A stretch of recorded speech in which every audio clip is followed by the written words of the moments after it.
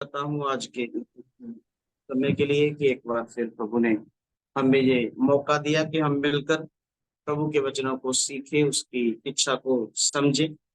तो खास करके पास्टर जॉर्ज जी के लिए भी प्रभु का धन्यवाद देता हूँ, जिनके द्वारा एक बार फिर मुझे ये मौका मिला कि हम मिलकर प्रभु के वचनों को समझें। सो सब बातों के लिए धन्यवाद हूँ। आइए हम प्रभु प्रभु के वचन में से जाने से पहले छोटी प्रार्थना करेंगे, फिर आगे बढ़ेंगे।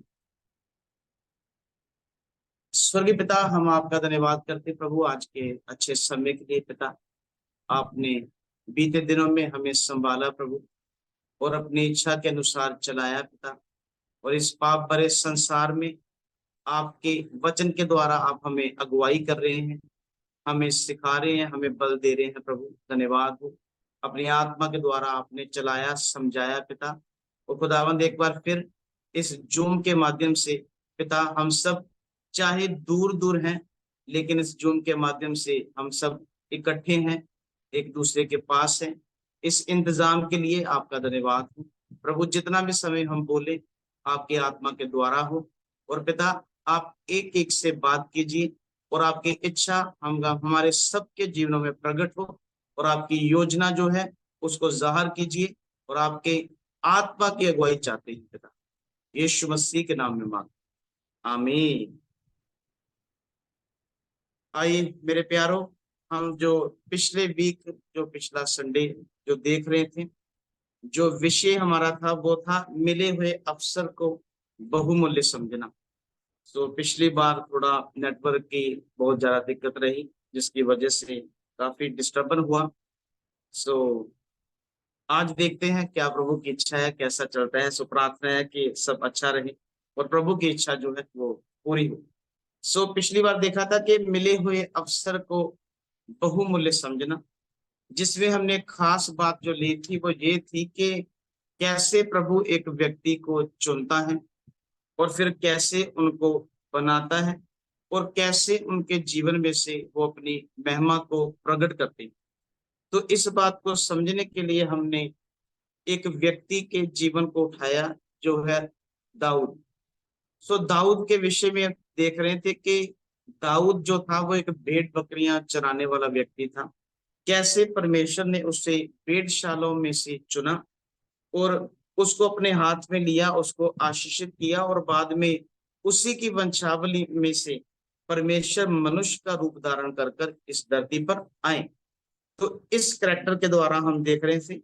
तो दाऊद के विषय में सीखने से पहले हमने हल्का सा देखा था कि दाऊद के मसा होने से पहले, या दाऊद का राज्य अभिषेक होने से पहले, इसराइल का राजा जो था वो शाऊल। तो शाऊल को परमेश्वर ने क्यों हटाया, शाऊल को परमेश्वर ने क्यों राजे के पद से हटा दिया, क्यों उसको तुच्छ समझा, उन बातों को देख रहे थे। थोड़ा शाऊल की खूबियां देखी थी। अभी उधर नहीं जा रहा, हल्का हल्का पीट कर कर आगे बढ़ेंगे, क्योंकि समय के हिसाब से चलना है हमने। तो उसके बाद हमने वचनों में से देखा था, पहला शमूएल 16 का 1। उसमें देखा था कि जब शाऊल को तुच्छ जाना तो शमूएल को दुख हुआ। शमूएल को दुख हुआ कि इतना अच्छा एक अवसर मिला था, लेकिन उस अवसर को तुमने समझा नहीं।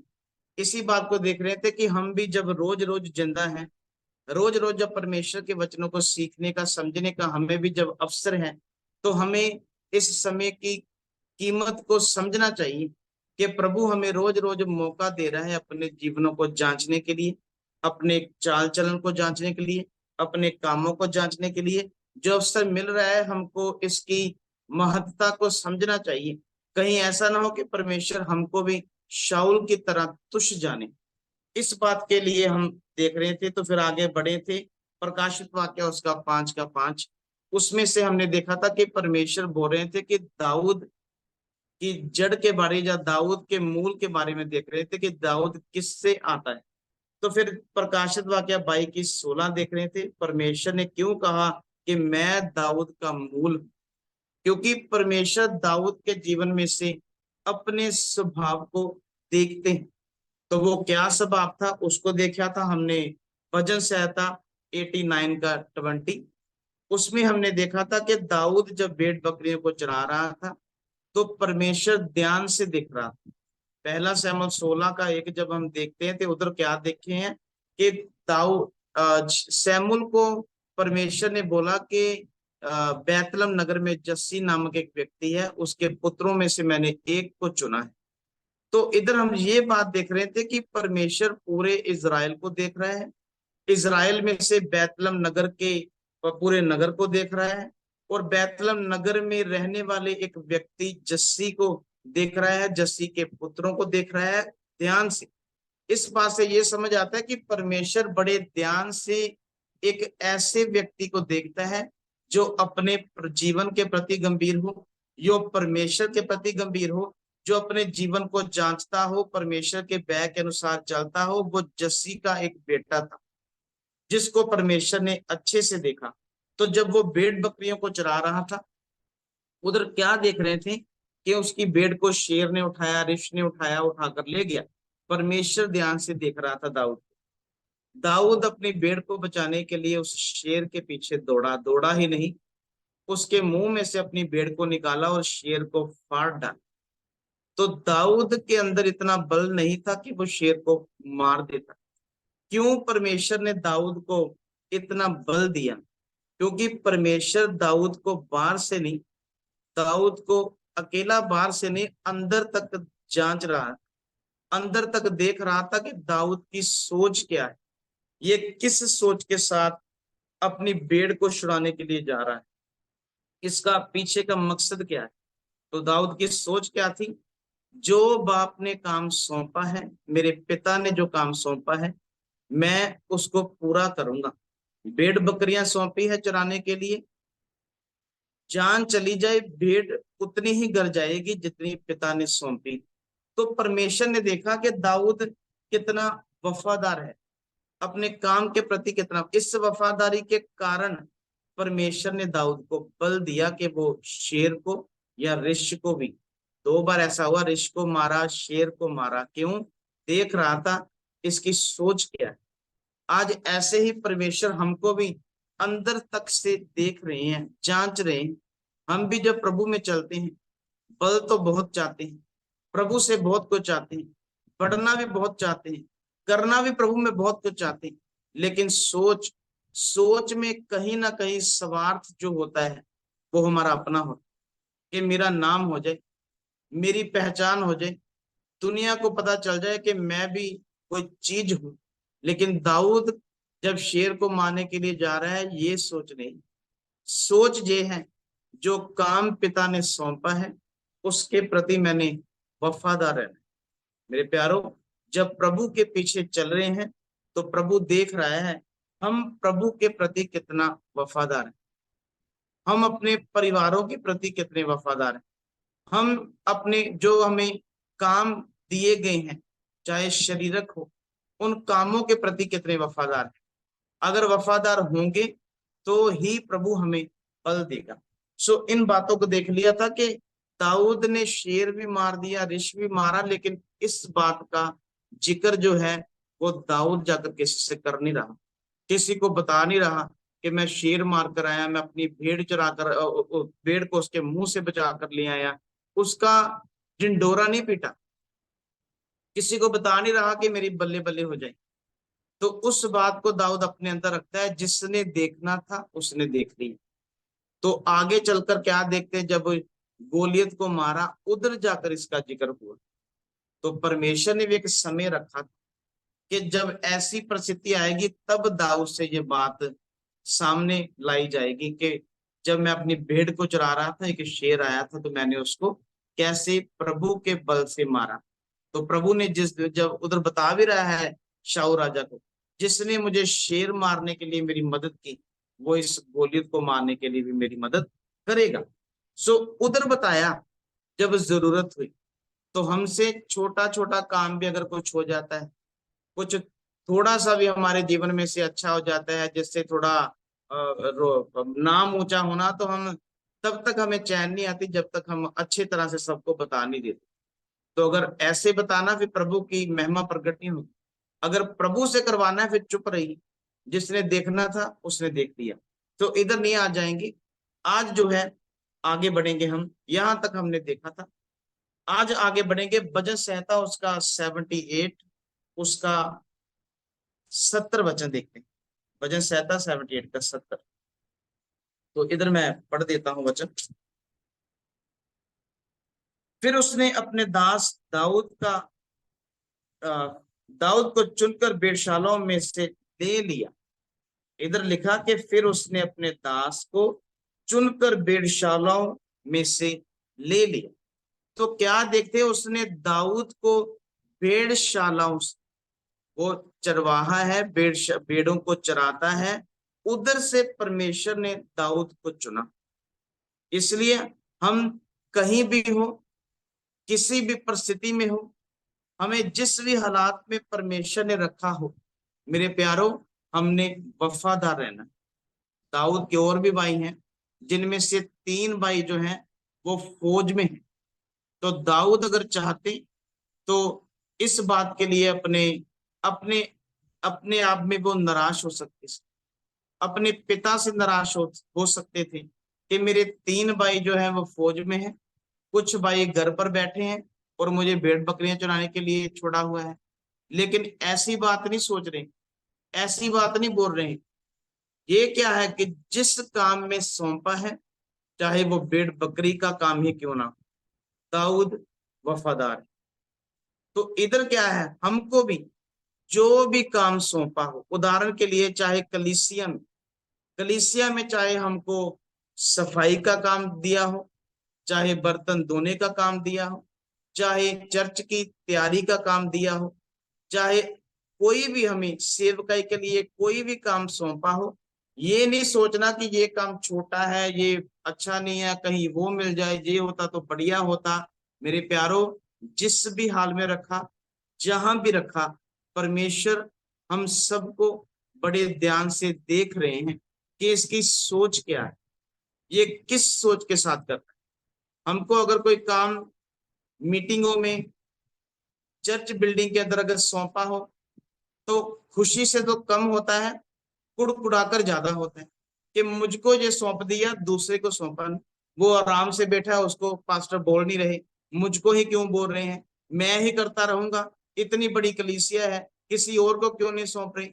मेरे प्यारो, अगर हमको ही सौंपा है, चाहे वो बर्तन का धोने का काम हो, चाहे मैट बिछोने दरी बिछाने का काम हो, चाहे चर्च की तैयारी का काम, चाहे समाप्ति का काम, कुछ भी काम अगर सौंपा हो, खुशी से करना है, वफादारी से करना है और बिना कुड़कुड़ाए करना है। क्योंकि एक परमेश्वर जो हृदयों को जांचने वाला है, वो परमेश्वर हमें ध्यान से देख रहा है कि किस सोच के साथ कर रहे हैं।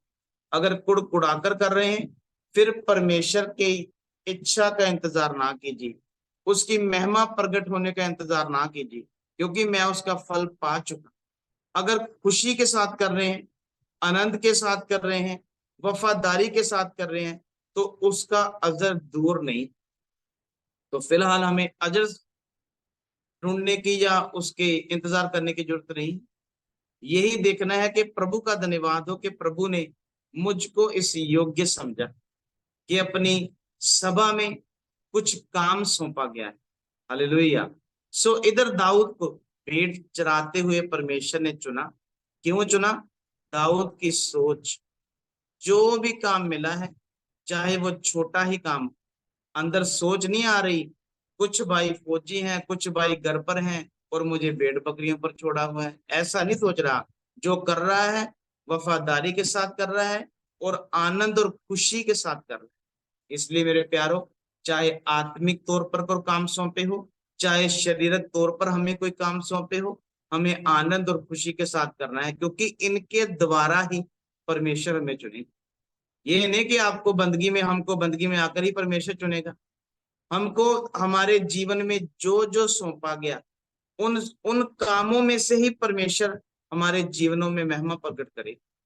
अगर ऐसे कुड़कुड़ाकर करेंगे तो परमेश्वर की महिमा हमारे जीवनों में प्रकट नहीं होगी।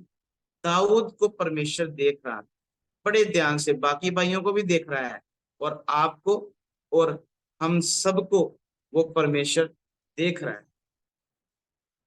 और दाऊद को इधर क्या है, दाऊद को एक बात मालूम थी वो क्या बात थी कि परमेश्वर ने मुझे चुना हुआ है।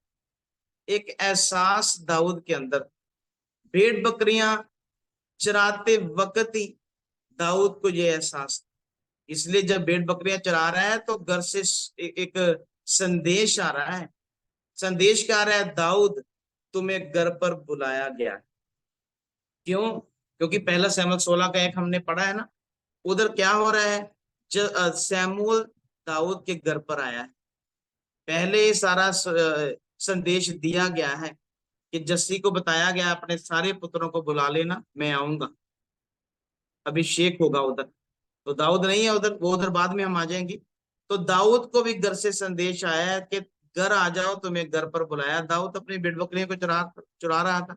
दाऊद को मालूम भी नहीं है कि घर पर इज़राइल का महान नबी शमूएल आया हुआ है। तो मेरे प्यारो, इधर जो देखना है वो क्या है? अगर हमें जो काम सौंपा, यहां भी परमेश्वर ने रखा है, जिस भी हालात में रखा है, अगर आनंद के साथ, अगर खुशी के साथ चल रहे हैं, तो मेरे प्यारो, एक दिन संदेश हमें भी आए। जैसे दाऊद को आया भेड़ बकरियां चराते वक्त कि घर बुलाया है तेरे को, तो एक दिन हमको भी संदेश आएगा। हमको भी परमेश्वर की आवाज, चाहे दासों के द्वारा, चाहे विश्वासी भाई बहनों के द्वारा, चाहे वचनों के द्वारा, चाहे स्वप्नों के द्वारा, चाहे दर्शनों के द्वारा, किसी ना किसी जरिया से हमको भी संदेश आ जाएगा। लेकिन तभी, अगर हम वफादार हैं और आनंद के साथ परमेश्वर के साथ चल रहे हैं, तभी। हम संदेश तो चाहते हैं कि प्रभु महिमा प्रकट हो जाए, संदेश आ जाए, लेकिन आनंद के साथ नहीं होता, कुड़कुड़ाकर होता है। इसलिए जब अगर ऐसा होगा, संदेश नहीं आएगा। अगर दाऊद भी यही सोचता रहता, बाकी भाई फौजी हैं, बाकी घर पर बैठे हैं, मुझको नालायक समझा हुआ है, भेड़ बकरियों के लिए छोड़ा हुआ है, तो फिर शायद दाऊद को भी परमेश्वर ना चुनता, फिर शायद दाऊद को भी परमेश्वर ना बुलाता। इसलिए मेरे प्यारो, अगर दाऊद को घर से सुनेहा संदेश आ रहा है, तो हमको भी संदेश आएगा, अगर हम वफादार। तो इसलिए हमें मालूम नहीं है कब आएगा। इसलिए क्या करना है? हमने परमेश्वर की महिमा प्रकट होने तक परमेश्वर के समय का इंतजार करना। शाऊल की तरह गलती ना करें। हम चाहते हैं बस आज ही सब कुछ हो जाए, आज ही मुझे ये मिल जाए, आज ही मुझे वो मिल जाए, आज ही मेरे बिगड़े काम बन जाए, आज ही मेरा सब कुछ हो जाए। ऐसे नहीं। प्रभु ने एक समय रखा हुआ है। समय से पहले नहीं, पहले वो हमें अच्छी तरह से जांचेगा कि ये व्यक्ति जो मेरे पीछे आया है, ये मुझे पाने के लिए आया है या मेरे से कुछ पाने के लिए आया है। क्योंकि आज ज्यादातर हम क्या देखते हैं? ज्यादातर प्रभु के पीछे चलने वाले जो लोग हैं, जो लोग आए हैं, वो प्रभु को पाने के लिए कम है और प्रभु से कुछ पाने के लिए ज्यादा है। इसलिए परमेश्वर देखता है कि मेरे से कुछ पाना चाहते हैं या मुझको पाना चाहते हैं। इसलिए अगर प्रभु को पाना चाहते हैं तो सब्र रखें, इंतजार करें उसके समय का। तो समय पर परमेश्वर जरूर हमें संदेश देगा, लेकिन शर्त क्या है? आनंद और वफादारी। आइए एक वचन और देखते हैं। दूसरा शमूएल उसका 7 अध्याय उसका 21 वचन। दूसरा शमूएल उसका 7 अध्याय उसका 21 वचन देखते। तो इधर लिखा है, तूने अपने वचन के निमित्त और अपने ही मन के अनुसार ये सब बड़ा काम किया है कि तेरा दास उसको जान ले। ध्यान से मेरे प्यारो ये वचन सुनना, समझिएगा। 7 का 21 क्या लिखा है? तूने अपने वचन के निमित्त या अनुसार और अपने ही मन के अनुसार, तुमने अपने वचन के निमित्त और अपने मन के अनुसार ये सब बड़ा काम किया है कि तेरा दास उसको जान ले। तो दाऊद इधर क्या कहता है कि तेरा दास उसको जान ले। तूने अपने वचन के निमित्त और अपने मन के अनुसार मेरे जीवन में ये बड़े काम किए हैं कि तेरा दास जान ले, तुझको अच्छी तरह से जान ले। तो मेरे प्यारो, क्या बात मैंने पहले भी बताया, दाऊद को अच्छी तरह से पता है कि उसको चुनने वाला परमेश्वर है। एक एहसास हो जाता है, इसलिए हमें एहसास होना बहुत जरूरी है। आज बहुत से भाई बहन प्रभु के पीछे चल तो रहे हैं, हालेलुया, धन्यवाद कर तो रहे हैं, जेएमसी की भी हो रहा है, लेकिन एहसास नहीं कि मुझको परमेश्वर ने चुना भी है या नहीं चुना। तो एक बात इधर बड़ी अच्छी है, ध्यान से समझिएगा, कि तुमने अपने वचन के निमित्त और मन के अनुसार मुझको चुना कि तेरा दास जान ले। मेरे प्यारो, तूने अपने वचन के निमित्त और मन के अनुसार ये बड़े काम किए। अगर हम दाऊद के जीवन को ध्यान से देखें, 15 से 16 साल का टाइम पीरियड है जब दाऊद का अभिषेक हो गया, और राज्य अभिषेक होने तक। पहला अभिषेक तो शमूएल ने दाऊद के घर पर आकर कर दिया, तो जब दूसरा अभिषेक उसका राजा होने के लिए, यहूदा का राजा होने के लिए किया गया, इसमें 15 से 16 लगभग इतना टाइम पीरियड का समय है ये, 15 से 16। तो उस 15-16 साल के टाइम पीरियड को जब हम देखते हैं तो दाऊद की क्या हालत है, कितना भगाया दाऊद को शाऊल ने। भगोड़े वाला जीवन था दाऊद, रात दिन चैन नहीं था दाऊद, बहुत दुखी, बहुत परेशानियों, बहुत कठिन हालातों से दाऊद गुजरा। तो दाऊद इधर क्या बोल रहा है कि आपने 21 वचन में, कि तुमने मेरे जीवन में ये बड़े काम इसलिए कि तेरा दास जान ले। मेरे प्यारो, दाऊद के जीवन में जो उतार चढ़ाव आए, जो कठिन परिस्थितियां, कठिन हालात आए, इन ये हालातों से दाऊद ने ये जाना है कि ये सब कुछ परमेश्वर के वचन के अनुसार मेरे साथ हो रहा है। लिखा ना, तुमने अपने वचन के निमित्त और अपने मन के अनुसार ये सब बड़े काम। तो दाऊद के जीवन में 15-16 साल जो उतार चढ़ाव आया, हम जब वचन पढ़ते हैं कितना कष्ट का समय था।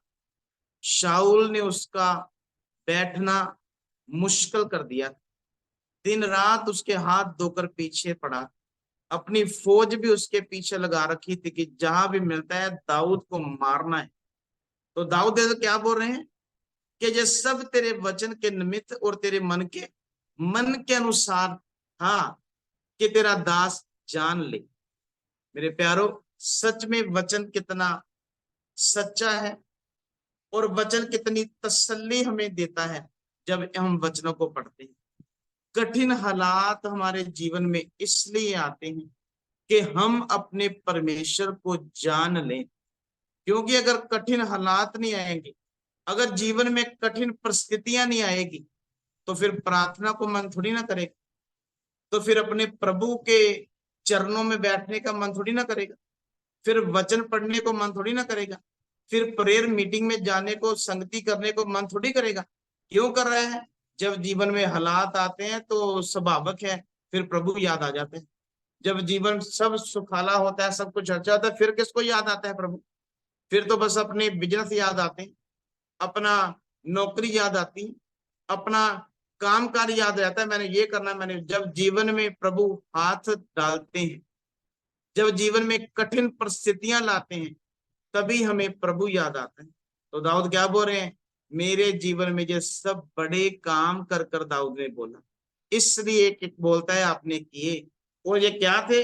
ये आपके वचन के निमित्त और आपके मन के इधर मैं एक बात लूंगा पहली, ये वचन के निमित्त थे, वचन के निमित्त। तो मेरे प्यारो, हमारे जीवनों में जो उतार चढ़ाव आते, दुख परेशानी मुसीबतें आती हैं, कई प्रकार के हालात, निराशा आती है, चिंता आती है, परेशानियां आती है, बड़े बड़े कई बार जीवनों में ऐसे विषय बन जाते हैं, समझ नहीं आती अब क्या फैसला ले, अब क्या डिसीजन ले, अब क्या करें। तो मेरे प्यारो, जब ऐसे समय आए तो ये बात जरूर याद रखना कि ये परमेश्वर के वचन के निमित्त है। क्यों है? कि मैं अपने प्रभु को जान लूं। तो दाऊद को तो अच्छी तरह से ये एहसास था कि मैं परमेश्वर का चुना हुआ। ये एहसास जो है ना कि मैं परमेश्वर का चुना हुआ हूं, हमेशा हमें अपने जीवन में नरम रहने में हमारी मदद करे। हम नरम रहेंगे, कैसा भी हालात, कैसी भी परिस्थिति, कैसी भी कंडीशन हो, कैसा भी माहौल जीवन में आ जाए, अगर ये एहसास है कि मुझको परमेश्वर ने चुना है, मेरे प्यारो, ये एहसास हर हालात में हमें नरम रहने के लिए मदद करेगा।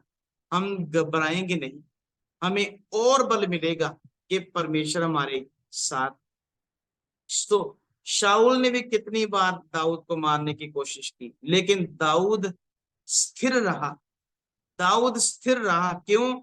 इसको एहसास था कि मुझको एक ने चुना हुआ है, मैं एक के हाथ में हूं। ये एहसास ही शाऊल के हाथ से दाऊद को बचा रहा। लगभग 21 बार शाऊल ने जान से मारने की कोशिश दाऊद को की, 21 बार। और दाऊद क्यों बचता रहा? एहसास था, एक ने मुझे चुना है। मेरे प्यारो, हमारे जीवनों में कैसे भी हालात, हमारे इलाकों में जिधर हम रहते हैं, कैसे भी माहौल, घरों में कैसी भी परिस्थिति, अगर एहसास है कि मेरा प्रभु मेरे साथ है, तो कोई भी बात, कोई भी विषय हमको निराश नहीं कर सकता, हमको हताश नहीं कर सकता। उल्टा होगा क्या? हमें और बल आएगा। हालेलुया। सो आइए एक बार फिर इस वचन को पढ़ेंगे, दूसरा शमूएल उसका 7 का 21। इसमें हमने क्या देखा? वचन के निमित्त ये बड़े काम। तो इसमें एक बात, दाऊद इस बात के कारण अपने जीवन में नरम रहते थे। फिर एक बार पढ़ेंगे इसको। तूने अपने वचन के निमित्त और अपने अपने ही मन के अनुसार ये सब बड़ा काम किया कि तेरा दास जान ले। अब बात आ गई अपने मन के अनुसार। पहले में वचन के निमित्त, अब मन के अनुसार। तो इधर मन के अनुसार चुना है बोलते हैं, इसलिए दाऊद नरम है। अगर हमें भी ये एहसास है कि मुझको परमेश्वर ने चुना है, नरम तो होंगे। तो दूसरा क्या होगा? हमें परमेश्वर में दलेरी भी हो। हम हर वक्त दलेरी में रहेंगे कि मुझको परमेश्वर ने चुना है। किसी मंत्री ने नहीं चुना, किसी व्यक्ति ने नहीं चुना, किसी ओहदेदार व्यक्ति ने नहीं चुना। मुझको जिसने चुना है वो यूनिवर्स का परमेश्वर है। और जब उसने चुन लिया तो फिर कोई भी ताकत हमें हिला नहीं सकती। इसलिए प्रभु का दास पौलुस बोलते हैं कि कौन सी चीज है जो बोलते कि मुझे प्रभु के प्रेम से अलग कर दे? कौन सा ऐसा विषय है? क्या भूख, क्या प्यास, क्या नंगापन, क्या तलवार, और क्या क्या उधर बोलते हैं, आप वचन पढ़ लेना। कोई भी चीज बोलता है मुझे प्रभु के प्रेम से अलग नहीं कर सकती। कितनी दलेरी है उनकी। क्यों है? कि मुझको एक ने चुना हुआ है, और जिसने चुना है उन्होंने बोला है मैं ना छोड़ूंगा और ना त्यागूंगा। अब हाथ पाया है तो पूरा कर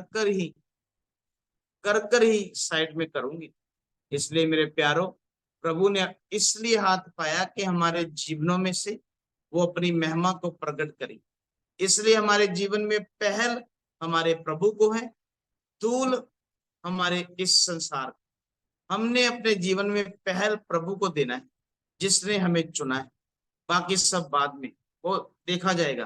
पहले जिसको देखना है, गंभीरता से लेना है, वो हमारा प्रभु। इसलिए दो बातें हमने इस वचन में देखी। एक एहसास हमें नरम रहने के लिए मदद करता है, और एक एहसास हमें दलेर रहने में मदद करता है कि प्रभु ने हमको चुना है। और ये बात जरूर याद रखिएगा कि दाऊद बोल रहे हैं कि बड़े काम क्या है? 15-16 साल पढ़ना उसके जीवन को। अगर पढ़ा है तो प्रभु का धन्यवाद, जिन्होंने नहीं पढ़ा वो पढ़ना। कितना खतरनाक दौर में से दाऊद गुजरे और कितनी कितनी कठिन परिस्थितियों में दाऊद को जब चारों ओर से भी शाऊल ने घेर लिया, पूरा उनकी फौज और उनके हाथ में आ भी गया, उधर उधर भी परमेश्वर ने कैसे कैसे दाऊद को बचाया। तो एक बार तो ऐसा था कि दाऊद दाऊद के दाढ़ी में से, उसके मुंह में से जो लार निकलती है, पानी निकल, ऐसा ऐसा कंडीशनें थी। अपने हाथों से चगाठों पर वो अपनी जो उंगलियां होती है उससे लकीरें खींच रहा था। पागलपन का जब नाटक कर रहा था, ऐसी परिस्थितियां भी आ गई, ऐसे ऐसे माहौल भी आ गए जब विरोधियों के सामने जाकर खड़ा हो गया। क्या क्या उतार चढ़ाव आए, परमेश्वर ने संभाला। अगर उधर विरोधी दाऊद को पहचान लेते, कुछ लोगों ने तो पहचान भी लिया था, लेकिन जो विरोधियों का राजा आकीश था उसने पहचाना नहीं। तो ये प्रभु की कृपा थी, अगर वो पहचान लेते तो दाऊद तो गया था। इसलिए मेरे प्यारों, जब हमें भी लगता है अब कुछ नहीं हो सकता, अब तो मैं गया, अब मैं बच नहीं सकता, अब मेरे साथ कौन होगा, तो मेरे प्यारों, तब ही परमेश्वर अपना बलवंत हाथ हमारे लिए आगे करेंगे। आइए एक वचन और देखते हैं। पहला शमूएल उसका 13 अध्याय उसका 14 वचन। पहला शमूएल उसका 13 अध्याय उसका 14 वचन देख।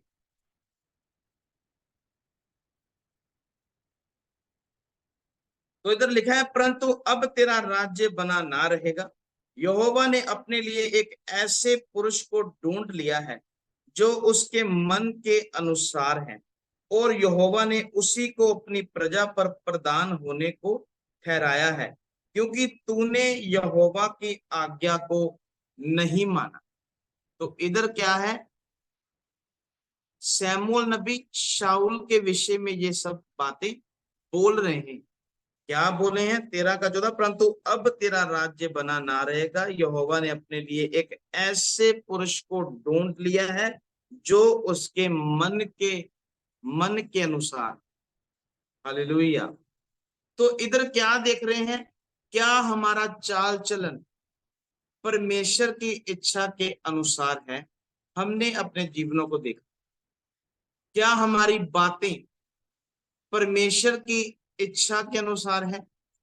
तो मैं बड़ी बार देखता हूं, जब जब 4-5 जन इकट्ठे बैठ जाएं, खास करके जब बहनें 4-5 बैठ जाए ना, तो फिर होता क्या है, आजकल तो चलो भाई भी साथ में ही है, तो जब 4-5 साथ बैठ जाते फिर प्रभु की बातें नहीं होती, फिर इधर उधर की बातें होती। कभी किसी की बात, कभी किसी की बात, कभी किसी की बात। तो होता क्या है, कितना समय बर्बाद करते हैं हम। समय हमारा है तो बातें हम किसी की करते हैं। तो चाहिए क्या था, अगर 4-5-7 लोग बैठे हैं, बहुमूल्य देख रहे हैं ना, कीमती समय को, हम मिले हुए अवसर को हमने बहुमूल्य समझना। करना क्या, अगर अवसर मिला है, प्रभु की बातें करो, वचन की बातें करो, अच्छी बातें कर लो। तो इधर उधर की बातें करेंगे, वो ऐसा करता है, वो ऐसे चलता है, जो क्यों, ये बातें शैतान ने कितना हमें उलझाया हुआ है। टाइम अगर लगता मिलता है तो किसी की बातों में गुजार देते हैं। इसलिए जब समय मिल गया, कितना अच्छा होता कि हम प्रभु की बातों में समय लगाएं। लेकिन होता क्या है, जब बैठ जाते हैं फिर प्रभु की बातें नहीं होती, फिर इधर उधर की बातें बोलकर कितना अपना समय हम बर्बाद करते हैं, और सजा के हकदार भी बनते हैं परमेश्वर की निगाह में, जिनकी बातें करते हैं। इसलिए मेरे प्यारो, ये प्रभु के लोगों के लिए अच्छी बात नहीं। शैतान हमारा समय भी बर्बाद करता है और हमें परमेश्वर की नजर में दोषी भी बना देता है। तो फिर हम कहते हैं हम तो दोष को करते नहीं, हम तो बहुत अच्छा चलते हैं, हम हमारे से अच्छा तो कोई है ही नहीं। जब संगति बंदगी में बैठे हो तो फिर देखने लायक होते हैं, कैसे ताली बजती है, कैसे प्रभु की स्तुति होती है। तो संगति बंदगी से जब घर पहुंचते हैं, घर क्या जाना, जब हम भवन में से निकलते हैं, गाड़ी हो चाहे बाइक हो, चाहे पैदल हो चाहे ऑटो में हो, जब निकलकर घर की ओर चलते हैं तो बातें तो तभी शुरू हो जाती हैं। तो मीटिंग का जो जो सामर्थ्य ली थी उसका भी अच्छा सा असर क्या हो जाता है, दिखने लगता है कि वाह ये सामर्थ्य लेकर गए। तो शैतान भी हंसता है, देख लो सही है, मेरे बंदे हैं, मेरे लोग हैं। इसलिए मेरे प्यारो, एक हमें देख रहा है, बड़े ध्यान से देख रहा है। इसलिए क्या करना है, हमारा चाल चलन क्या परमेश्वर की इच्छा के अनुसार है, हमारी बातें परमेश्वर की इच्छा के अनुसार है, क्या हम परमेश्वर के योग्य हैं, क्या हम विश्वास के पात्र हैं, विश्वास के योग्य हैं। अगर हैं मेरे प्यारो, फिर परमेश्वर जरूर अपने समय पर दरवाजा खोलेंगे। अगर विश्वास योग्य हैं और अगर चाल चलन बातें परमेश्वर के योग्य हैं, तो परमेश्वर जरूर क्या करेंगे, जरूर समय पर दरवाजा खोलेंगे। हमने क्या करना है, सिर्फ इंतजार करना है। तो इंतजार ही तो होता नहीं हमारे साथ, हमारे पास। हम बोलते बस आज ही हो जाए, आज ही होना चाहिए, इंतजार मेरे से नहीं होता। पर वो बोलता है आज नहीं, मैं तेरे हिसाब से काम नहीं करूंगा, मैं अपने हिसाब से काम करूंगा। क्यों? क्योंकि मैं यहोवा परमेश्वर हूं। मैं अपना काम खुद करना जानता हूं, व्यक्तियों के कहने से नहीं चलता। वो अपना काम अपने ढंग से करेगा, अपनी तरीके से करेगा। हम जितना मर्जी चाहे बोलते रहे, हमारे जीवन में बहुत से ऐसे विषय आते हैं, प्रभु ऐसा क्यों हुआ, ऐसा नहीं होना चाहिए था, मैंने तो बोला भी था, ये नहीं करना था, आपने गलत कर दिया, प्रभु जी नहीं ऐसा नहीं, कुछ भी बोलते रहे। वो अपना काम अपने तरीके से करेगा। हमारा काम क्या है, हमने परमेश्वर के समय का इंतजार करना है। बस इसीलिए हमें चुना हुआ है कि तू इंतजार कर, मैं समय पर दरवाजा खोलूंगा। तो इंतजार कैसे करना है, जब तक वो दरवाजा नहीं खोल, हमें विश्वासी योग्य रहना। तो कितने भाई बहन हैं जो मसीही जीवन में चलते चलते बड़ा अच्छी शुरुआत की, बड़े जोश के साथ शुरुआत की, बड़ा अच्छा आत्मिक जीवन था, तो चलते चलते क्या हो गए, वो पता ही नहीं लगा किधर चलेगी, पता ही नहीं चला किधर चलेंगे, क्या हो गया, क्योंकि समय का इंतजार नहीं हो रहा। मेरे प्यारो, हमने समय का इंतजार करना है। वचन में लिखा है, जो आखिरी श्वास तक वफादार रहेगा वही बचाया जाए। इसलिए परमेश्वर हमारा सब्र भी देखते हैं। इसलिए मेरे प्यारो, हमारा चाल चलन, हमारी बातें, हमारा उठना, हमारा बैठना, ये सब कुछ हमारे अभिषेक पर असर करता है। ये सब कुछ हमारे आत्मिक जीवनों में असर करता है, छोटी से छोटी बात। इसलिए कमियां हैं, हम सब में कमियां हैं। तो प्रभु के आगे हमने ये सारा विषय रखना है कि प्रभु, हमारे जीवन में ये कमियां हैं, समय कम है, कमियां बहुत है। प्रभु आप चाहें तो हम हमें ऐसा बल दे के हम अपनी कमियों पर जयवंत हो जाए। कमियां नहीं जाती, उसके लिए प्रार्थना करें।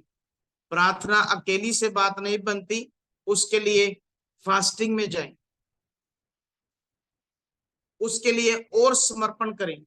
आज कमियों के लिए फास्टिंग तो नहीं होती, लेकिन संसार का कुछ लेना हो तो तब फास्टिंग हो जाती है। संसार की कोई आशीष बरकत चाहते, अगर चाहते हो तो उसके लिए हो जाता है सब कुछ, लेकिन अपने जीवनों में कमियां दूर करने के लिए फास्टिंग नहीं होती। अपने जीवन में गंदगी दूर करने के लिए कोई समर्पण नहीं होता। मेरे प्यारो, परमेश्वर समर्पित व्यक्ति को चाहता है कि कौन ऐसा जन है जो अपने जीवन में समर्पण कर कर परमेश्वर के आगे आए। आज समर्पण होते हैं, भाई बहन समर्पण करते हैं, तो होता क्या है, सुबह समर्पण होता है, दोपहर को खत्म भी हो जाता है। तो परमेश्वर ऐसे कच्चे समर्पण वाले व्यक्ति को नहीं चाहते, परमेश्वर पक्के समर्पण वाले व्यक्ति को चाहते हैं कि पक्का समर्पित व्यक्ति हो। तो जब समर्पण करते हैं, समर्पण तोड़ने के लिए हमारे सामने जब ही समर्पण किया, जिस बात के लिए किया, वही बातें तूफान की तरह हमारे आगे आती हैं, तूफान की तरह। तो मेरे प्यारो, जो योद्धा है वो हर तूफान में चट्टान की तरह खड़ा होगा। इसलिए हमारे पंजाबी में एक भजन है बहुत पुराना, रेत उते घर ना बनाइयो मुसा। इसलिए हमारा घर रेत पर नहीं, हमारा घर चट्टान के ऊपर आना है, क्योंकि समर्पण करते वक्त ही तूफान शुरू हो जाएगा कि इसका समर्पण तोड़ना है। तो समर्पण तोड़ने के लिए आपके आगे वही परिस्थितियां बनेगी जिस काम के लिए आपने समर्पण रखा है। इसलिए मेरे प्यारो, ये आत्मिक युद्ध है, कोई मजाक नहीं। आत्मिक युद्ध में अगर हमने बढ़ना है आगे, अगर हमने जयवंत होना है, तो प्रभु की उपस्थिति हमारे अंदर होना बहुत ही जरूरी है। और उपस्थिति प्रभु के चरणों में आती है। और आज चरणों में बैठने के लिए व्यक्तियों के पास, भाई बहनों के पास समय नहीं। अगर बैठना चाहते तो अकेलों का मन नहीं लगता, बोलते दो चार साथ में हो तो तभी मजा आएगा संगति का, प्रार्थना का। लेकिन मेरे प्यारो, परमेश्वर दो चार को नहीं चाहता, वो हम अकेले अकेले को बुला रहा है। सहारा नहीं ढूंढना कि कोई साथ बैठे तो बैठूंगा, सहारा नहीं ढूंढना, अकेले को, अकेले को परमेश्वर बुला रहा है। इसलिए ये मार्ग ही अकेले को अकेलों का है, तंग मार्ग है। इसमें सभी साथ नहीं देंगे, कोई हमारी पीठ दबाएगा नहीं, भैया तो अच्छा कर रहा है चल मैं तेरे साथ हूं। इस मार्ग में मैंने पहले भी बोला,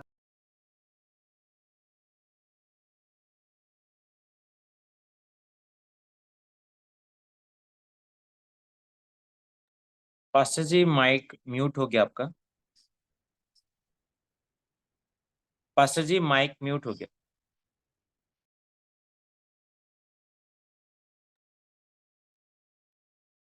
पास्टर सनी जी मैक बंद हो गया। पास्टर सनी जी मैक बंद हो गया, मैक। इधर क्या है, यहोवा ने शमूएल से कहा, मैंने शाऊल को इज़राइल पर राज्य करने के लिए तुच्छ जाना है, तो कब तक उसके विषय विलाप करता रहेगा। अपने सिंग में तेल भरकर चल, मैं तुझको बैतलहम वासी यिशै के पास भेजता हूं, क्योंकि क्योंकि मैंने उसके पुत्रों में से एक को राजा होने के लिए चुना है। मेरे प्यारो, परमेश्वर शमूएल को बोल रहे हैं कि यिशै के पुत्रों में से एक को, तो परमेश्वर इधर किसी एक का नाम लेकर नहीं बता रहे, बाकी सब कुछ बता रही है। बैतलहम वासी यिशै है, उसके पुत्रों में से यिशै का भी बता रही है, उसके पुत्रों में से भी बता रही है कि एक, लेकिन ये नहीं बताया कि वो पुत्र कौन है।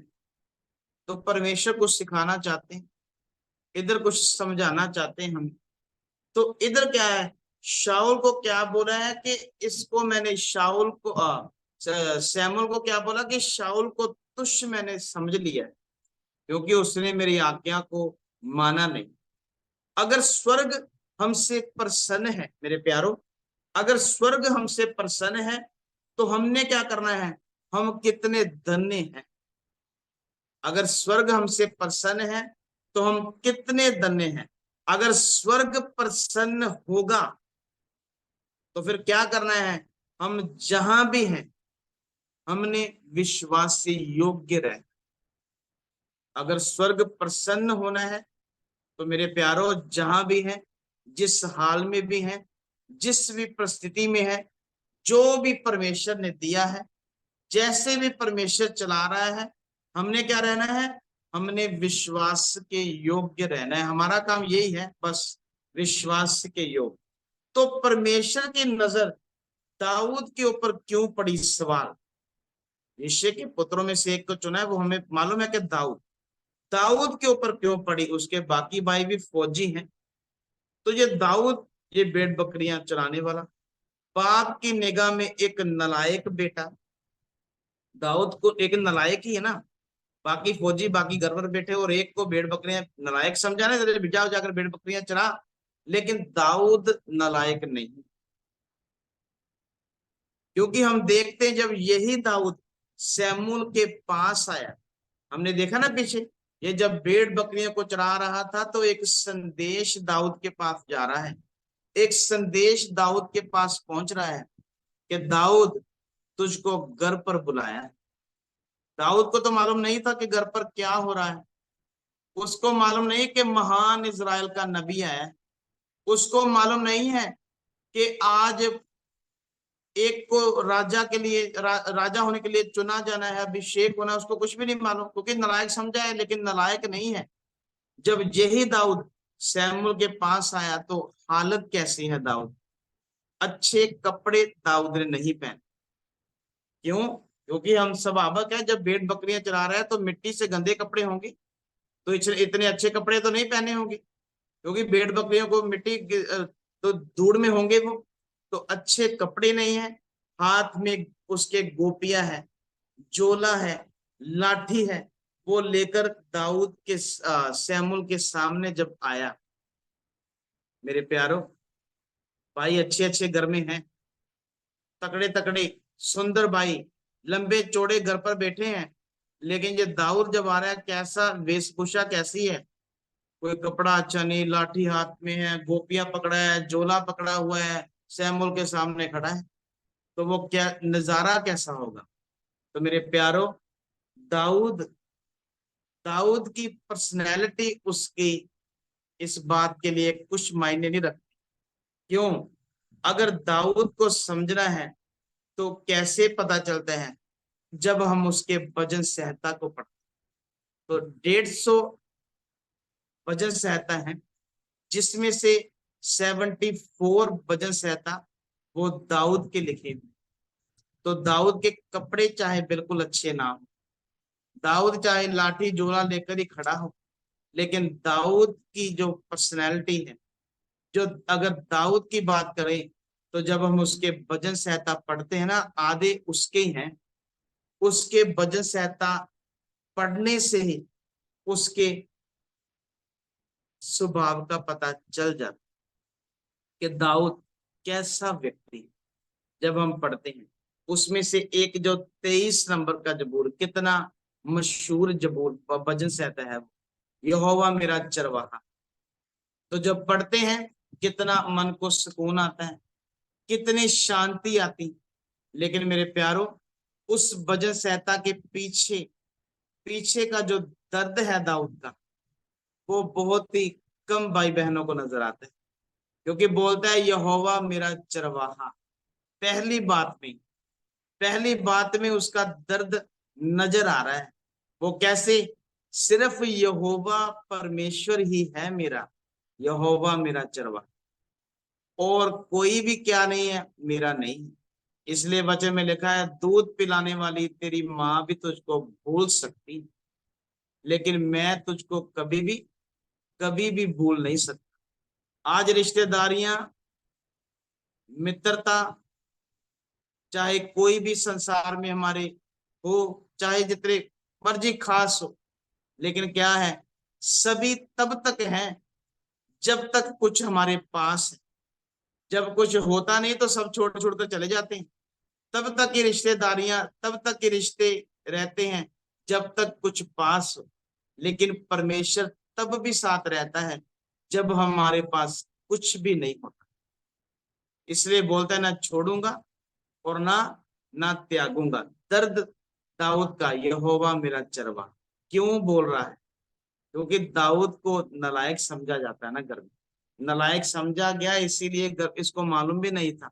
जब सैमुअल घर पर आया, वो प्रभु की इच्छा अगर हुई, अगर प्रभु ने चाहा, फिर मुलाकात हुई, तो इन बातों को हम जरूर देखेंगे। दाऊद को पता ही नहीं। इसलिए मेरे प्यारो, अगर दाऊद का दर्द उधर नजर आ रहा है, यहोवा मेरा, सिर्फ परमेश्वर ही है मेरा और कोई नहीं। इसलिए मेरे प्यारो, इधर हमने क्या देखा, क्या देख रहे हैं? दाऊद को कौन चुनकर लेकर आ रहा है? दाऊद को परमेश्वर लेकर आ रहा है, परमेश्वर के मन के अनुसार। इसलिए हमारी वेशभूषा मायने नहीं रखती, परमेश्वर ये नहीं देखता। परमेश्वर हमारे हृदयों को जांचता है, हमारे स्वभाव को देखता है, हमारे चाल चलन को देखता है कि हम चीज क्या है। चलिए मेरे प्यारो, आज के लिए इतना बहुत है। सो प्रभु ने हम सबसे बात की, तो बाकी का समय मैं प्रभु के दास को देता हूं। धन्यवाद देते हैं पास्टर सनी गिल जी का कि उन्होंने सुंदर वचनों के माध्यम से दाऊद के जीवन से हमें समझाया। प्रभु का धन्यवाद देते हैं आपके जीवन के लिए, आपकी सेवकाई के लिए। और आगे का समय मैं पास्टर जॉर्ज जी को देता हूं, और ये समय होगा कि हम प्रभु की सेवकाई के लिए कुछ भेंट हम प्रभु को चढ़ाएं। तो आगे का समय पास्टर जॉर्ज जी को। हालेलुया। प्रभु यीशु मसीह के नाम से सबको प्रेज द लॉर्ड, और धन्यवाद करते हैं आप सबका जो आपने वचन को सीखा है, और धन्यवाद करते हैं प्रभु यीशु का कि जिसके अनुग्रह से हम आज इस जगह पर इकट्ठा है कि हम प्रभु के दास के द्वारा अच्छे वचनों को सीखा है। और धन्यवाद करते हैं प्रभु के दास पास्टर सनी के लिए जो फिर एक बार हमारे बीच में प्रभु के वचनों को लेकर आए हैं।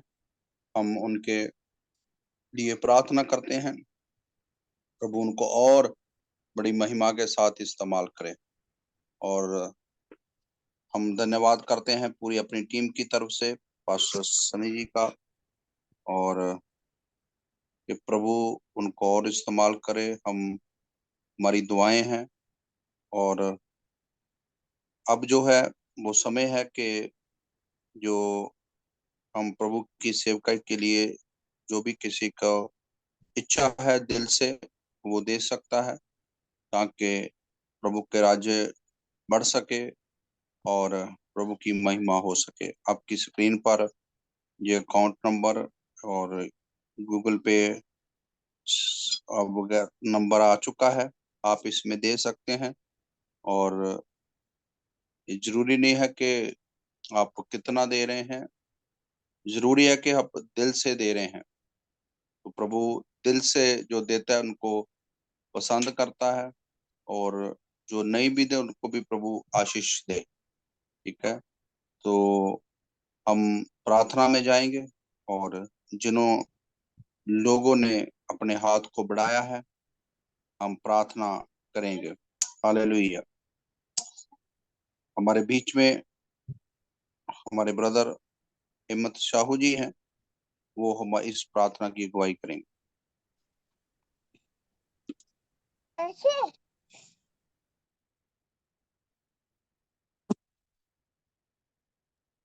आइए हम प्रार्थना में चलते हैं। हमारे सर्वशक्तिमान प्रभु धन्यवाद करते हैं राजा। प्रभु जी पिता परमेश्वर, हम इस समय पिता भेंट की हम दुआ करते परमेश्वर पिता प्रभु जी तेरे लोगों ने प्रभु जी अपनी मुट्ठी खोलकर प्रभु तेरे भंडार के लिए परमेश्वर पिता जो परमेश्वर भेंट अर्पण कर रहे हैं परमेश्वर पिता प्रभु बहुतायत के साथ प्रभु जी आप उन्हें आशीष और बरकत को दें। हर एक उनके कामों में व्यवसाय में प्रभु आपकी आशीष और बरकत आने पाए प्रभु। हर एक कमी घटी को दूर करना पिता और होने दे प्रभु इस भेंट के माध्यम से प्रभु परमेश्वर अपने लोगों के लिए आप द्वार खोलना परमेश्वर। हम धन्यवाद करते हैं तेरी महिमा हो यीशु के नाम में, आमीन। आमीन। आइए हम हालेलुया। अंतिम प्रार्थना में जी जी बोलिए। आइए हम अंतिम प्रार्थना में जाएंगे और आशीष वचन के साथ इस मीटिंग को समाप्त करेंगे। तो हमारे बीच में पास्टर जॉर्ज जी हैं, वो आशीष वचन देकर इस मीटिंग को समाप्त करेंगे। आइए सब अपनी आंखों को